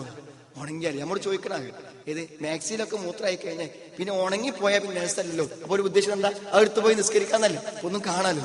സഹോദരങ്ങൾ, അപ്പം മറ്റു മതസ്ഥരും നമ്മളും തമ്മിൽ എവിടെയാണ് സഹോദര വ്യത്യാസം? ഫിഖിന്റെ 1-ാമത്തെ അധ്യായം ത്വഹാറത്താണ്. എന്ത് ത്വഹാറത്താ പഠിപ്പിച്ച് നമ്മള്? കുട്ടികള് ഉള്ളത്തെ ബാത്റൂമിലാണ് പോവുക, എന്നിട്ട് മൂത്രം ഒഴിക്കുക, അത് പകുതി ദേഹത്തും ഒക്കെ ഉണ്ടാക്കിയിട്ട് വരിക, ആ കാലിട്ട് നേരെ കാലും കൂടി കഴുകാതെ ഡൈനിങ് ഹാളിൽ കയറുക, അവിടെ നമ്മൾ നിസ്കരിക്കുക, അതിൽ നമ്മൾ നടക്കുക, നേരെ മുസല്ലയിലേക്ക് കയറുക, നിസ്കാരക്കുപ്പായം ധരിക്കുക. സഹോദരങ്ങളെ, ഏതൊരവസ്ഥയിലേക്കാണ് സമൂഹം പോകുന്നത്? ഞാൻ പറഞ്ഞു, നമ്മുടെ വീടിന്റെ സംസ്കാരങ്ങളെ കുറ്റപ്പെടുത്തി നമുക്ക് മാറ്റിക്കൊണ്ടുവരണം. സഹോദരങ്ങളെ, എല്ലാ നന്മകളും അവിടെ വരുന്നൊരവസ്ഥയിലേക്ക് വരണം. ഞാൻ പറഞ്ഞ അങ്ങനത്തെ ഒരു സഹകരണ മനസ്ഥിതിയിലേക്ക് വീടിനെ മാറ്റണമെന്ന് ഈ ഹദീസ് നമുക്ക് മനസ്സിലാവണല്ലേ. നോക്കി നിങ്ങൾ, പിന്നെ ഇമാം ബുഖാരിന്റെ ഹദീസാണ്, റഹിമല്ലാഹു റജുലൻ, ഒരു മനുഷ്യനെ അള്ളാഹു അനുഗ്രഹിക്കട്ടെ എന്നാണ്. ഞാൻ രാത്രി നിസ്കാരത്തെ കുറിച്ച് എന്ത് പറഞ്ഞത്? രാത്രി നിസ്കാരം പറയാനല്ല ഞാൻ ഈ ഹദീസ് പറഞ്ഞത്. എന്ന് പറഞ്ഞാൽ ഒരു ഭാര്യയും ഭർത്താവും ഒരു വീടിന്റെ അന്തരീക്ഷത്തിൽ എങ്ങനെ ജീവിക്കണം എന്ന് ഈ ഹദീസ് നമുക്ക് മനസ്സിലാക്കി തരുന്നുണ്ട്. റഹിമല്ലാഹു റജുലൻ, ഒരു മനുഷ്യനെ അള്ളാഹു അനുഗ്രഹിക്കട്ടെ. കാമമിനൽ ലൈലി, രാത്രിയിൽ നിന്നും അദ്ദേഹം രാത്രിയിൽ നിന്ന് അദ്ദേഹം എഴുന്നേറ്റു, എന്നിട്ട് ഫസ്വല്ല നിസ്കരിച്ചു. ഫഅയ്ഖല ഇംറഅതുഹു, അവന്റെ ഭാര്യയെ അവൻ വിളിച്ചുണർത്തി. ഫസ്വല്ലത്ത്, എന്നിട്ട് അവളും നിസ്കരിച്ചു. സഹോദരങ്ങളെ, അതാണ് അവസ്ഥ. നമ്മളുടെ എല്ലാ ദീനി കാര്യങ്ങളിലും നമ്മുടെ ഭാര്യയെ പങ്കാളിയാക്കുക. നമ്മുടെ ഭാര്യ എവിടെ എത്തി ഓതി എത്ര ജുസായി, ആ മത്സരം നമ്മുടെ ഭാര്യയോടാവട്ടെ. എന്ത് കാര്യങ്ങളും സഹോദരങ്ങളെ ആ നിലക്കൊരു സഹകരണത്തോടെ വീട്ടിൽ ദീനി കാര്യങ്ങളെ ചെയ്യാം. എന്നിട്ട് പറയാണ്, അങ്ങനെ അവൾ നിസ്കരിക്കാൻ നീക്കാതിരിക്കുകയാണെങ്കിൽ അവളുടെ മുഖത്ത് വെള്ളം കുടഞ്ഞു. മുഖത്ത് വെള്ളം കുടയാൻ ശിക്ഷയായിട്ടല്ല, ഒരു തമാശയായിട്ട് വെള്ളം കുടഞ്ഞ് അവൾ ഉണർത്തി. നോക്കൂ നിങ്ങൾ, അത് പറഞ്ഞു നിർത്തിയില്ലല്ലോ, അതേ കാര്യം പിന്നെ തിരിച്ചു പറയാം. റഹിമല്ലാഹു ഇംറഅത്തൻ, ഒരു സ്ത്രീയെ അള്ളാഹു അനുഗ്രഹിക്കട്ടെ. ഫഅയ്ഖലത്ത് സൗജഹ, അവൾ ഭർത്താവിനെ വിളിച്ചുണർത്തി. ഖാമത്ത് മിനൽ ലൈലി, അവൾ രാത്രി എഴുന്നേറ്റു. ഫസ്വല്ലത്ത്, അവൾ നമസ്കരിച്ചു. ഫഅയ്ഖലത്ത് സൗജഹ, ഭർത്താവിനെയും വിളിച്ചുണർത്തി. ഫഇൻ അബ, അവൻ വിസമ്മതിക്കുകയാണെങ്കിൽ എന്താണ്? നലഹത ഫീ വജീഹിൽ മാ, അവന്റെ മുഖത്ത് അവൾ വെള്ളം കൊടുഞ്ഞു. സഹോദരങ്ങൾ, എല്ലാ പുണ്യങ്ങളും പരസ്പരം ചോദിച്ചറിഞ്ഞും പറഞ്ഞും ചോദിച്ചും അത് വീട്ടിലിങ്ങനെ എല്ലാവരും കൂടി ചെയ്യാം. നമ്മളെ മക്കളും കുട്ടികളും എല്ലാവരും അത് കൂടി ചെയ്യുക. ഒരു പുസ്തകം കിട്ടിയാൽ അത് നമ്മൾ വായിക്കുക, ഭാര്യ കൊടുക്കുക. ഒരു CD നമ്മൾ ഒന്നിച്ച് കാണുക, നമ്മൾ ഒന്നിച്ച് കാര്യങ്ങൾ ചർച്ച ചെയ്യാം. ഉറങ്ങാൻ പോകുമ്പോൾ ഒരു 10 മിനിറ്റ് ഒക്കെ ഇരുന്ന് നമ്മളെ വീട്ടിലെ കാര്യങ്ങളൊക്കെ നമ്മളൊന്ന് സൗഹാർദ്ദപരമായി പറയാം. എപ്പോഴെങ്കിലൊക്കെ ഒന്ന് പുറത്തു പോകുമ്പോൾ സഹോദരങ്ങളെ, അത് നമ്മുടെ എല്ലാം കാണിക്കാനുള്ള ഷോപ്പിംഗ് ആയിട്ടും അന്നല്ല, നമ്മളൊന്ന് പുറത്തിറങ്ങുമ്പോൾ സൗഹാർദ്ദപരമായി നമ്മുടെ കുടുംബം മാത്രം ഒന്ന് കാര്യങ്ങളൊക്കെ ചർച്ച ചെയ്യാനും തമാശകൾ പറയാനും കാര്യങ്ങളെ ബോധ്യപ്പെടുത്താൻ ഒരു സമയം. സഹോദരങ്ങളെ, എന്ത് നമുക്ക് നഷ്ടം ആലോചിക്കുന്നത്? ഈ യാത്ര, ഈ കുടുംബ യാത്ര, ഈ സമാധാന തോണി സഹോദരങ്ങളെ സ്വർഗത്തിന്റെ തീരത്താണ് അണയുന്നത്. നമ്മൾ ഒന്നിച്ച് സ്വർഗത്തിന്റെ നിങ്ങൾ ആലോചിച്ച് നോക്കൂ. നിങ്ങൾ ഒന്ന് കൈവിട്ടു പോയാൽ എന്തായിരിക്കും അവസ്ഥ? നമ്മുടെ മക്കളിൽ ഒന്ന് കൈവിട്ടു പോയാൽ എന്താകും അവസ്ഥ? നാം ചിന്തിക്കണം. അതുകൊണ്ട് സഹോദരങ്ങളെ, കണിശമായി നമ്മുടെ വീടിനെ ഒരു ധാർമ്മികമായ അവസ്ഥയിൽ നമ്മൾ മുന്നോട്ട് കൊണ്ടുപോകുന്നതിനെ കുറിച്ചും നമ്മളെല്ലാവരും ആലോചിക്കണം. നമ്മുടെ വീടിന് അനുഗ്രഹവും കാരുണ്യവുമായി തീരാവുന്ന കാര്യങ്ങളെ നമ്മൾ വീട്ടിലേക്ക് കൊണ്ടുവരണം. അതിൽ ഏറ്റവും പ്രധാനമായതാണ് ഒന്ന് ഖുർആന്റെ പഠനം. ഞാൻ പറഞ്ഞത് പ്രധാനമാണ് സഹോദരങ്ങൾ. ഇന്നിപ്പോ നമുക്ക് നമ്മുടെ ഈ കൂട്ടായ്മ കൊണ്ട് കിട്ടിയ ഏറ്റവും വലിയ ഗുണം എന്താ? ഒരു വീട്ടിൽ ആരൊക്കെ ഉണ്ടോ ഓൽക്കൊക്കെ പറ്റിയ ക്ലാസ്സും പരിപാടിയുണ്ട്. നോക്ക് നിങ്ങൾ, ഇപ്പൊ വായിക്കാൻ സൂറത്ത് ആൽ ഇംറാൻ ഖുർആൻ വിജ്ഞാന പരീക്ഷയ്ക്ക് വേണ്ടിയിട്ട് വീട്ടില് ഉമ്മയും മകളും പരീക്ഷ ചെയ്താണ് അല്ലെ, അതേപോലെ തന്നെ ഭാര്യയും ഭർത്താവും പരീക്ഷ ചെയ്താണ്. സഹോദരങ്ങൾ, ഇതൊക്കെ ദീനിന്റെ രംഗത്ത് അള്ളാഹു നമുക്ക് തന്ന മഹാ സൗഭാഗ്യങ്ങള്. നമ്മളൊക്കെ ഇതിനെ വില കുറച്ച് കാണും. ഇതൊക്കെ ഇപ്പൊ ആൾക്കാർ ഇതിനെ എങ്ങനെ കാണും വെച്ചാൽ ചെറിയ ഗ്രൂപ്പ് മത്സരങ്ങളായിട്ടാണ് കാണുന്നത്. എനിക്ക് ഈ കഴിഞ്ഞ ദിവസം ഒരു സുഹൃത്ത് എന്നെ വിളിച്ചിട്ട് പറഞ്ഞു, കുറേ ദൂരം നിന്ന് വിളിച്ചിട്ട് പറഞ്ഞു, അദ്ദേഹം പറഞ്ഞു അദ്ദേഹത്തിന്റെ നമ്മളെ ടൗണിൽ അദ്ദേഹവുമായി ബന്ധപ്പെട്ട ഒരു സ്ത്രീ, ഒരു വിധവയായ സ്ത്രീ കഴിഞ്ഞു കൂടുന്നുണ്ട്. അപ്പൊ അവർക്ക് നമ്മുടെ വിശുദ്ധത്തിന്റെ ഒരു കിറ്റ് കൊടുക്കണം എന്ന് പറയാൻ വേണ്ടി വിളിച്ചതാണ്. അദ്ദേഹം ആശയപരമായി നമ്മുടെ കൂടെയുള്ള ആളല്ല, എന്റെ സുഹൃത്താണ്, എന്റെ സഹപ്രവർത്തകൻ. അപ്പൊ അദ്ദേഹം എന്നോട് ഇങ്ങനെ അത് പറഞ്ഞു കഴിഞ്ഞിട്ട് തമാശയുടെ ഒരു കമന്റ് എന്താ പറഞ്ഞാൽ, ഇപ്പൊ നിങ്ങളെ എല്ലാ ഗ്രൂപ്പും മത്സരിച്ച് കൊടുക്കുന്നുണ്ടല്ലോ, നിങ്ങളെ ഗ്രൂപ്പിന്റെ ഉണ്ടല്ലോ എന്നൊക്കെ പറഞ്ഞ ഒരു കമന്റ്. സ്റ്റിൽ എനിക്ക് വല്ലാത്തൊരു വേദന തോന്നി. ഞാൻ അദ്ദേഹത്തെ നേരിട്ട് കണ്ടപ്പോൾ ഞാൻ പറഞ്ഞു, സുഹൃത്തെ, നിങ്ങൾക്ക് തോന്നുന്നുണ്ടാവും ഞങ്ങൾ ഈ ക്ലാസ് എടുക്കുന്നതും ഞങ്ങൾ ഈ ഇത് കൊടുക്കണതും ഒക്കെ ഇവിടുത്തെ ഗ്രൂപ്പുകളെ തോൽപ്പിക്കാനാണെന്ന് നിങ്ങൾക്ക് തോന്നുന്നുണ്ടായിരിക്കും. ഞങ്ങൾക്കറിയും ഇതിന്റെ ഒന്നും പേര് ചെയ്താൽ ഒരു കൂലി ഇതിന് കിട്ടൂല. ഇതൊക്കെ ഞങ്ങൾ ചെയ്യുന്ന നിഷ്കളങ്കമായ ദീനീ പ്രവർത്തനങ്ങളാണ്. അതിലൊന്നും ഒരു ഗ്രൂപ്പിന്റെ ചെറിയൊരു ഛായ പോലും ഇല്ല. അത് ഗ്രൂപ്പിന് വേണ്ടി ജീവിക്കുന്ന ആളുകൾ പറയുന്ന ആരോപണം മാത്രമാണ്. മാത്രമല്ല, ഞാൻ നിങ്ങൾ പറഞ്ഞതിനെ പറ്റില്ല, നിങ്ങളെ സംബന്ധിച്ചിടത്തോളം നിങ്ങൾ അങ്ങനെ ഞങ്ങളെപ്പറ്റി ഇത്രയും ശ്രേഷ്ഠമായ പ്രവർത്തനങ്ങളെ വില കുറിച്ച് കണ്ടതിൽ വലിയ വേദന തോന്നിയെന്ന് ഞാൻ അദ്ദേഹത്തോട് തുറന്നു പറയുകയും ചെയ്തു. സഹോദരന്മാർ, ഇത് വല്ല സാഹചര്യങ്ങളും അനുകൂലമായി വന്നിരിക്കുകയാണ് നമുക്ക്. എന്തൊരു സന്തോഷം നമുക്ക്. ഞാൻ കുട്ടികൾക്കും ഭാര്യയ്ക്കും ഭർത്താവിനും ഒന്നിച്ച് പഠിക്കാൻ പരീക്ഷകൾ, അതേപോലെ തന്നെ QHLSകൾ, ഖുർആൻ ഹദീസ് ലേണിംഗ് സ്കൂളുകൾ, എന്തൊക്കെയാണ് അതൊക്കെ ഒരു ഭയങ്കര അനുഗ്രഹം. ഞാൻ പറഞ്ഞ ആളുകൾ ഈ ക്ലാസ്സിൽ ആൾ വരാൻ വേണ്ടി പറയാനൊക്കെ നിങ്ങളും ചിലപ്പോൾ ആളുകളൊക്കെ വില കുറച്ച് മനസ്സിലാക്കേണ്ട ഒന്നുമല്ല സഹോദരങ്ങളെ, ഒന്നുമല്ല. ഞാൻ പറഞ്ഞത് നിങ്ങളെ മനസ്സിലാക്കണം, അതിന്റെ ത്യാഗം ഭയങ്കര. ഒരു ലേണിംഗ് ക്ലാസ്സിൽ ഒരു അധ്യാപകൻ മുടങ്ങാതെ വരുന്നതിന്റെ ത്യാഗം ചെറുതല്ല. കാരണം എന്തൊക്കെ മാറ്റി വെക്കണം നിങ്ങൾക്ക്. ഒരാഴ്ച, ഇപ്പൊ ഞാനൊരു വ്യാഴാഴ്ച ക്ലാസ് എടുക്കണമെങ്കിൽ ആ ക്ലാസ്സിൽ ഞാൻ എത്തണമെങ്കിൽ എത്ര ആളുകളോട് നോ പറയണം എന്നുണ്ടെങ്കിൽ നമ്മുടെ കുടുംബപരമായ പ്രശ്നങ്ങൾ പലതും മാറ്റിവെക്കണം, ഔദ്യോഗികമായ ജോലി പ്രശ്നങ്ങൾ മാറ്റിവെക്കണം, നമ്മുടെ പല യാത്രകൾ മാറ്റിവെക്കണം. എന്തൊക്കെ മാറ്റിവെച്ചിട്ട് ത്യാഗം ചെയ്യുന്ന സഹോദരങ്ങളെ. അതിനൊരു അധ്യാപകന് നിങ്ങൾ 10 ലക്ഷം കൊടുത്താൽ ആ സ്ഥിരമായി നടത്താൻ പറ്റില്ല കാര്യം. ഏതാ നടത്താൻ പറ്റുക? ലീവ് എടുക്കാത്തൊരു പരിപാടി ആർക്കെങ്കിലും നടക്കും? പൊന്നു സഹോദരൻ, നിങ്ങളെ പരിസരത്ത് ഖുർആനിന്റെ ആഴമറിയുന്ന ഒരു പണ്ഡിതൻ ക്ലാസ് എടുത്ത് തരാണ്ടെങ്കിൽ നിങ്ങൾ 100 റുപ്യ ഓട്ടോറിക്ഷ കൊടുത്താലും നിങ്ങളെ കുട്ടികളെ അവിടെ പോയി ഇറങ്ങണം. അത് കേൾക്കണം. കാരണം അത് ജീവിതത്തിൽ വല്ലാത്തൊരു അനുഗ്രഹമാണ്. ആ ഖുർആൻ ക്ലാസ്സുകൾ നമ്മുടെ കുടുംബത്തിന്റെ വീടിനെ പൊളിച്ചു മാറ്റി ഒരു പുതിയ അവസ്ഥയിലേക്ക് കൊണ്ടുവരാൻ നമ്മളെ സഹായിക്കും. എല്ലാ ആളുകളെയും അതിൽ പങ്കെടുപ്പിച്ച് മുന്നോട്ട് കൊണ്ടുപോകണം. ഞാൻ പറയാം, അസംതൃപ്തമാണ് നമ്മുടെ വീടുകളുടെ അന്തരീക്ഷങ്ങൾ. അതൊക്കെ പരിഹരിക്കാൻ ഈ ഖുർആൻ ക്ലാസ് കൊണ്ടേ പറ്റുള്ളൂ. ഞാനിപ്പോൾ ഈ അടുത്ത ദിവസം ഒരു പ്രായമായ ഒരാളോട് സംസാരിക്കാനൊക്കെ അവസരം, അയാൾക്ക് എന്തായാലും സ്ട്രോക്ക് വന്നതാണ്, തളർന്നു കിടക്കാൻ. അപ്പൊ അദ്ദേഹത്തിന്റെ വിഷമം എന്താ വെച്ചാൽ എത്രയോ വർഷങ്ങളായി നല്ല സുഖത്തിലും സന്തോഷത്തിലും ജീവിച്ചു വന്നതാണ്. ആ സുഖത്തിലും സന്തോഷത്തിലും ജീവിച്ചു വന്നിട്ട് ഇപ്പൊ അസുഖം വന്നു കഴിഞ്ഞപ്പോൾ എല്ലാ കാര്യങ്ങളും മുടങ്ങിയിരിക്കുകയാണ്. അപ്പൊ അദ്ദേഹം എന്ത് സേവനങ്ങൾ ചെയ്തു കൊടുത്താലും അയാളെ വളരെ സ്നേഹത്തോടെ, കുറേ കുട്ടികളുണ്ട്, കുറേ മക്കളുണ്ട്, അവരൊക്കെ ഭയങ്കര സ്നേഹം. അയാളെ മുഖത്തൊരു ചെറിയ വിഷാദം കണ്ടപ്പോൾ അത് കണ്ടു നിൽക്കാൻ കഴിയാഞ്ഞിട്ടാണ് മക്കള് അയാൾക്കൊരു ദീനി ക്ലാസ് എടുത്തു കൊടുത്താൽ മുഖത്തൊരു സന്തോഷം കിട്ടിയെങ്കിലും വിചാരിച്ചിട്ടാണ് പിടിച്ച് കാറ് കയറ്റി പിടിച്ചു കൊണ്ടുവന്നിരിക്കുന്നത്. സഹോദരങ്ങളെ, അത്രമാത്രം അയാളെ സ്നേഹിക്കുന്നു. പക്ഷെ ആ സ്നേഹിക്കുന്ന മാതാപിതാക്കളുടെ ഒരു മാറ്റം ഉണ്ടാക്കാൻ എന്തേ പറ്റുള്ളൂ നിങ്ങൾ അവർ മനസ്സിലാക്കിയത്. അതാ വീടിന്റെ അന്തരീക്ഷം.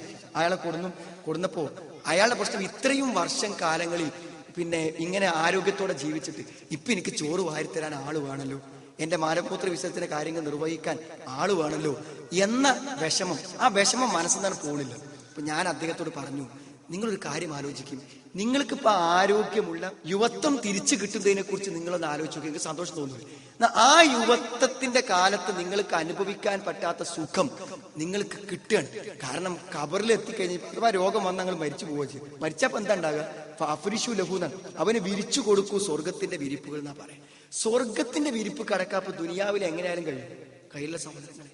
ഞാൻ പറഞ്ഞത്, നിങ്ങൾ നേടാനാവാത്തതിനെ കുറിച്ച് ചിന്തിക്കും, നേടാനാവുന്നതിനെ കുറിച്ച് ചിന്തിക്കും. അഥവാ ഇപ്പൊ രോഗം മാക്സിമം തരുന്നത് മരണമാണ്. മരണം നമുക്ക് തൗഹീദും ദീനൊക്കെ ഉണ്ടെങ്കിൽ എത്ര സമാധാനമാണ് വരാൻ പോകുന്നത്. ഞാൻ സത്യങ്ങളോട് പറയട്ടോ, ഞാൻ പറയണോണ്ടല്ല, ഖുർആനിലും ആയതീസുകളുടെ ആശയങ്ങൾ ആളുകളോട് പറയുമ്പോൾ ഓൾക്ക് കിട്ടുന്ന പ്രതീക്ഷ മുഖത്ത് വലുതാണ്. രണ്ടാമത് ഞാൻ അദ്ദേഹത്തോട് പറഞ്ഞു, ഇനി പോട്ടെ, നിങ്ങൾക്ക് ഈ അസുഖമൊന്നും ഇല്ല എന്ന് വിചാരിച്ചില്ല, എന്നിട്ടൊരു 19 വയസ്സ് വരെ നിങ്ങളെ കാര്യങ്ങളൊക്കെ ചെയ്ത് നിങ്ങൾ ജീവിക്കുകയാണെങ്കിൽ ഈ പ്രായത്തിൽ ഇപ്പൊ നിങ്ങൾ എന്താ ചെയ്യാ? പേരക്കുട്ടിനെ വേഗമൊക്കെ എടുത്തുങ്ങാണ്ട് നേരെ ബസ് സ്റ്റോപ്പ് കൊണ്ടുപോയിട്ട് സ്കൂൾ ബസ് കയറ്റി കൊടുക്കുക, അല്ലെങ്കിൽ രാവിലെ കിട്ടുന്ന പത്രം ഉച്ച വരെ വായിക്കുക, അല്ലെങ്കിൽ മകന്റെ പെരപ്പന്റെ സൈറ്റിൽ പോയി നിൽക്കുക. ഇതൊക്കെയല്ലേ ഇപ്പൊ ഇവിടെ നിങ്ങൾക്ക് ചെയ്യാനുള്ള കാര്യം. എന്നപ്പം നിങ്ങൾ ചെയ്യണ നോക്കി, നിങ്ങൾ ഒരു 5 കൊല്ലം ഈ കടത്തം കടന്നാൽ ഈ വേദനകൾക്കും ഈ പ്രയാസങ്ങൾക്കും എല്ലാം കണക്കില്ലാത്ത പ്രതിഫല പഠിച്ചോണ്ടിരിക്കും. ഒരു ചെറിയ മനോദുഃഖത്തിന് പോലും പ്രതിഫലമുണ്ടെന്ന് പറയുമ്പോൾ സഹോദരങ്ങളെ എത്ര കിട്ടുക. അപ്പൊ ഈ ഒരു 5 കൊല്ലം രോഗമായി കിടന്നാൽ നിങ്ങൾക്ക് കിട്ടുന്ന പ്രതിഫലം എത്രയാണ്? ഇതൊക്കെ ചോദിക്കുമ്പോൾ അയാൾ പറഞ്ഞു, പിന്നെ എനിക്ക് ഇനി ഒരു സംശയം കൂടി ഉള്ളൂ. എന്താ സംശയം? ഞാനേ രാവിലെ പള്ളിക്ക് പോകാതെ ഒരൊറ്റ ദിവസം ഇരിക്കില്ല. പക്ഷെ ഇപ്പൊ മക്കളും കുട്ടികളൊക്കെ ടോർച്ച് എടുത്ത് പോണ കാണുമ്പോൾ എനിക്ക് ഭയങ്കര വിഷമം. അതിനെന്താ പരിഹാരം? അപ്പൊ ഞാൻ അദ്ദേഹത്തോട് പറഞ്ഞു, നിങ്ങൾ ആ കാര്യത്തിൽ ഒരിക്കലും വിഷമിക്കണ്ട. നിങ്ങൾ ഏറ്റവും സന്തോഷം. കാരണം നിങ്ങൾ ഇക്കാലം വരെ പള്ളിയിൽ പോയിട്ടാണ് നിസ്കരിച്ചതെങ്കിൽ അസുഖത്തിന്റെ പേരിൽ നിങ്ങൾ നിസ്കരിക്കാൻ പോകാതിരിക്കുന്നുണ്ടെങ്കിൽ നിങ്ങൾക്ക് അന്ന് കിട്ടിയ അതേ സുബ്ഹിന്റെ പ്രതിഫലം കിട്ടും. നബി സ്വല്ലല്ലാഹു പറഞ്ഞതാണ്. നബി സ്വല്ലല്ലാഹു യുദ്ധത്തിന് പോകുമ്പോൾ സഹാബത്തിനോട് പറഞ്ഞില്ലേ, ഒരു കൂട്ടം ആളുകളുണ്ട്, അവരിപ്പൊ മദീനത്താണെങ്കിലും അവർ നിങ്ങളോടൊപ്പമാണുള്ളത്. കാരണം നിങ്ങളെക്കാളും ധീരതയോടുകൂടെ യുദ്ധത്തിന് വരാനാണ് അവർ ആഗ്രഹിക്കുന്നത്. പക്ഷെ അവർക്ക് എന്താ തടസ്സം? രോഗങ്ങളാണ് തടസ്സം. അപ്പൊ അതേ പ്രതിഫലം കിട്ടും. അയാൾ വളരെ സന്തോഷത്തോടു കൂടെയാണ് സഹോദരങ്ങളെ ഇറങ്ങിപ്പോയത്. ഞാൻ പറഞ്ഞത്, ഇത് എങ്ങനെ കിട്ടുക? ഇത് ഈ ഖുർആൻ ക്ലാസ്സിൽ നമ്മൾ കൊണ്ടുപോകണം. വയസ്സായ അമ്മാനോട് പറയാം, നിങ്ങൾ ആ കാറിൽ ഇരുന്നാൽ മതി, ലേണിംഗ് ക്ലാസ്സിന്റെ അവിടെ ആ കാറിൽ ഇരുന്നാൽ മതി. എന്നിട്ട് അവർക്ക് കേൾക്കും. അത് സഹോദരങ്ങളെ കേൾപ്പിക്കാൻ വിട്ടുപോകരുത്. കാരണം ഇതിന് മറ്റൊരു പരിഹാരമില്ല സഹോദരങ്ങളെ, ഇതിന് വേറെ ഒരു പരിഹാരമില്ല. മനസ്സുകൾക്ക് സമാധാനവും സന്തോഷവും നൽകുന്ന ഈ ക്ലാസ്സുകൾക്കും പ്രഭാഷണവും വേറെ ഒന്നില്ല. അതുകൊണ്ട് നമ്മുടെ വീടും കുടുംബവും മക്കളും മാതാപിതാക്കളും എല്ലാം നമ്മളോടൊപ്പം വേണം. ഒരു ഇസ്ലാമിക വീട്, ഒരു ഇസ്ലാമികമായി ജീവിക്കുന്ന മക്കൾ, ഒരു ദാമ്പത്യ ജീവിതം എല്ലാം കൂടെ വരുമ്പോൾ നല്ലൊരു സന്തോഷാവസ്ഥയിലേക്ക് മുന്നോട്ട് പോകാൻ പറ്റും. സഹോദരങ്ങളെ, ഞാൻ ദീർഘിച്ച് പറയുന്നില്ല. നമ്മുടെ വീടുകളെ നമ്മൾ മാറ്റിയെടുക്കുക, നമ്മുടെ കുട്ടികളെ നമ്മൾ മാറ്റിയെടുക്കുക, ഒരു പുതിയ അന്തരീക്ഷത്തിലേക്ക് നമ്മൾ പോവുക. അൽഹംദുലില്ലാഹ് എല്ലാ അർത്ഥത്തിലും അതിനെ പറ്റിയ ഒരു അന്തരീക്ഷം നമുക്ക് വന്നു. എന്നെ അത്ഭുതപ്പെടുത്തുന്നു. കാരണം ഈ ഓഡിറ്റോറിയം ഇത്രയും നിറഞ്ഞു നിൽക്കുന്ന സഹോദരങ്ങളെ, എനിക്കറിയാം നമ്മളൊക്കെ ക്ലാസ്സിനും ഖുർആൻ ക്ലാസ്സിനും ഒക്കെ വരുന്നത് ഒരിക്കലും ഇത് വിജയിപ്പിക്കാനല്ല, മറിച്ച് ഇതൊക്കെ കേട്ട് ജീവിതത്തിൽ പകർത്താൻ തന്നെയാണ്. അല്ലെങ്കിൽ നമുക്ക് ഇത്ര അച്ചടക്കത്തോടു കൂടെയും ഇത്ര മര്യാദയോടുകൂടെയും ഒന്നും ഈ ക്ലാസ്സിൽ രാവിലെ മുതൽ വൈകുന്നേരം വരെ ഇരിക്കാൻ പറ്റൂല. അതുകൊണ്ട് അള്ളാഹു നമുക്ക് വലിയൊരു അനുഗ്രഹം തന്നത്. ചെറിയ വേദനകളും പ്രശ്നങ്ങളും ഒക്കെ നമുക്ക് പ്രബോധന രംഗത്ത് ഉണ്ടായിട്ടുണ്ടെങ്കിലും നമുക്കിപ്പോൾ വല്ലാത്തൊരു ആത്മസംതൃപ്തി. കാരണം നമ്മൾ വിചാരിക്കുന്ന വിഷയങ്ങൾ പറയാനും നമ്മൾ സ്നേഹിക്കുന്ന ആളുകൾ ആത്മാർത്ഥമായി സഹകരിക്കാനും മറ്റെന്തെങ്കിലും സ്ഥാപിത താല്പര്യങ്ങളില്ലാത്ത ഉള്ള ആളുകളൊക്കെ വഴിമാറി നിന്നപ്പോൾ എന്തൊക്കെയോ ഒരു ഭാരം ഒഴിഞ്ഞ് വഴി തുറന്ന് കിട്ടിയപ്പോൾ തോന്നുന്നു. ഇനി നിങ്ങളൊക്കെ കുറച്ച് ആൾക്കാരാണ് നമ്മളുള്ളത് സഹോദരങ്ങളെ. വലിയ വലിയ നേതാക്കന്മാരും ആൾക്കാരും നമുക്കില്ലെങ്കിലും എല്ലാ പ്രദേശങ്ങളിലും നിഷ്കളങ്കരായ കുറച്ച് ആളുകൾ നമുക്കുണ്ട്. അവർ പണം തരും, സൗകര്യങ്ങൾ തരും. അതുകൊണ്ട് നിങ്ങൾ അതൊക്കെ ഒന്ന് സംഘടിപ്പിക്കണം. റമദാനിലൊക്കെ നിങ്ങളുടെ പള്ളികളിൽ ക്ലാസ് നടക്കണം. ഒരു ഇഫ്താറൊക്കെ എല്ലാവരും നിങ്ങളുടെ നാട്ടിലൊന്ന് നടത്തി നമ്മുടെ എല്ലാ പ്രവർത്തനവും സഹകരിക്കും. നമ്മുടെ ബിസിനസിന്റെ പ്രവർത്തനങ്ങളിലും നമ്മുടെ ISM-ന്റെ MS എല്ലാ കാര്യങ്ങളിലും നിങ്ങളുടെ ആത്മാർത്ഥമായ പ്രോത്സാഹനങ്ങൾ ഉണ്ടാകണം. അങ്ങനെ നമ്മുടെ ഈ കൂട്ടായ്മയുടെ നിന്ന് കിട്ടുന്ന ഊർജം ദീൻ സ്വീകരിച്ചുകൊണ്ട് നമ്മുടെ കുടുംബത്തെയും നമ്മുടെ വീടിനെയും സമാധാന ഗ്രഹങ്ങളാക്കി ഈ ഭൂമിയിൽ അള്ളാഹു നമുക്ക് സമാധാനം അനുഭവിക്കാൻ തന്ന ആ ശാന്തി കേന്ദ്രങ്ങളെ അനുഭവത്തിൽ കൊണ്ടുവരുവാനും നല്ല ദാമ്പത്യവും നല്ല സൗഹൃദ ബന്ധവും എല്ലാം നല്ല കൂട്ടായ്മയും സ്നേഹവുമായി മുന്നോട്ട് പോകാൻ അള്ളാഹു നമ്മെ അനുഗ്രഹിക്കട്ടെ. നമ്മൾ വന്നുപോയ തെറ്റുകളെ അള്ളാഹു നമുക്ക് പുറത്തു മാപ്പാക്കി തരുമാറാവട്ടെ. റബ്ബന ആതിനാ ഫിദ്ദുനിയ ഹസന വഫിൽ ആഖിറതി ഹസന വഖിനാ അദാബന്നാർ. വൽഹംദുലില്ലാഹി റബ്ബിൽ ആലമീൻ. അല്ലാഹുമ്മ സ്വല്ലി അലാ മുഹമ്മദ്. അസ്സലാമു അലൈക്കും വറഹ്മത്തുള്ളാഹി വബറകാതുഹു. അൽഹംദുലില്ലാഹി റബ്ബിൽ ആലമീൻ. നഹ്മദുഹു വനസ്തഈനുഹു വനുഅ്മിനു ബിഹി വനതവക്കലു അലൈഹി വനഊദു ബില്ലാഹി മിൻ ശുറൂരി അൻഫുസിനാ വമിൻ സയ്യിആതി അഅമാലിനാ.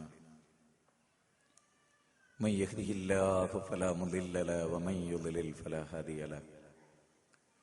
أشهد أن لا إله إلا الله وحده لا شريك له وأشهد أن محمدا عبده ورسوله أرسله بالهدى ودين الحق ليظهره على الدين كله ولو كره المشركون. اللهم صل على محمد وعلى آل محمد كما صليت على إبراهيم وعلى آل إبراهيم إنك حميد مجيد. اللهم بارك على محمد وعلى آل محمد كما باركت على إبراهيم وعلى آل إبراهيم إنك حميد مجيد.